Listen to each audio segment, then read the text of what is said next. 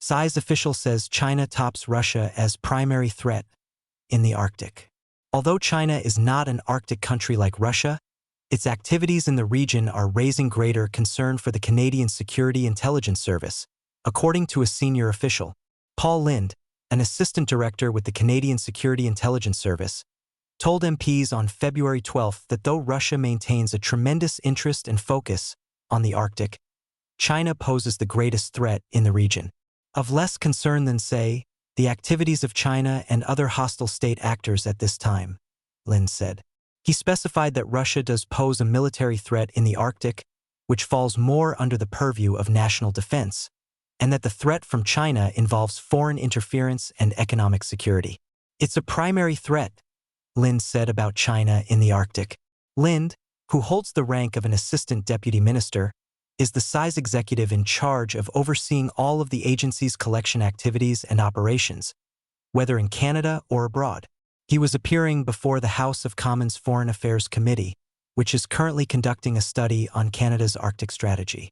Lind said concerns about Chinese activities in Canada's Arctic relate to the use of underhanded means to acquire assets. The CSIS official specifically noted how China is currently attempting to dominate the critical mineral sector.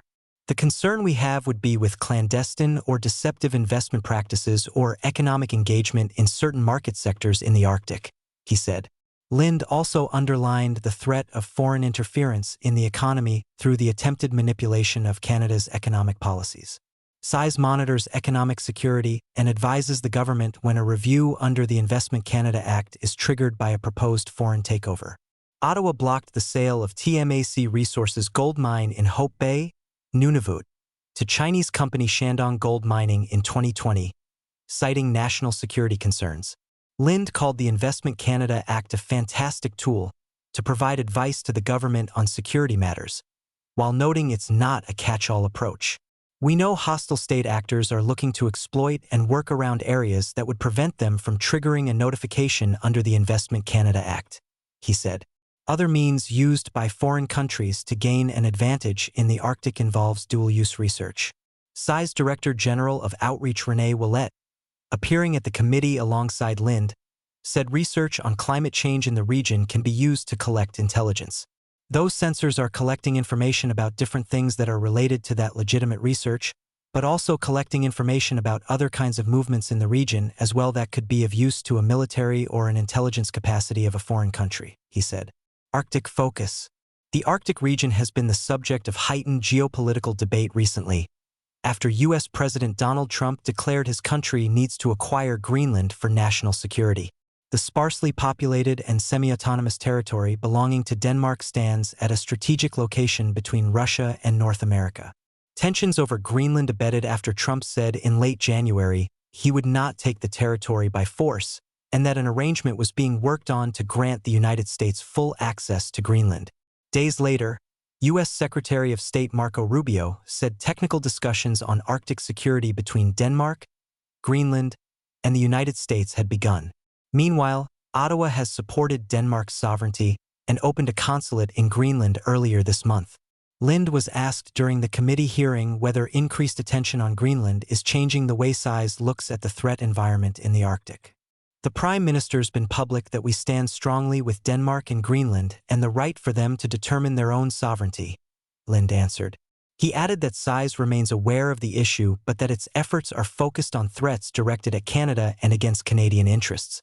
While the Arctic is an area of interest for CSIS, Lind noted operational challenges to collecting intelligence in the Arctic given the agency does not have a permanent presence. Every provincial capital except that of Prince Edward Island has a CSIS office, but none are situated in the territories. Nonetheless, the CSIS official said the agency is sending personnel as often as possible to the area. Lind also said CSIS has made use of new authorities it received through legislation in recent years to share more information with other government entities about threats. We'll continue to share the information on these threats with local communities and territorial governments, which will help contribute to mitigating the threat, he said regarding threats posed by China.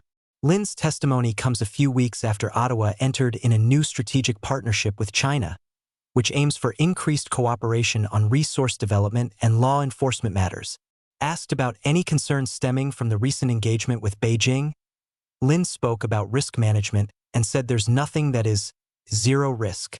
CSIS will continue to provide the government with economic security considerations and advice on national security, so it can weigh those different inputs and make informed decisions, he said.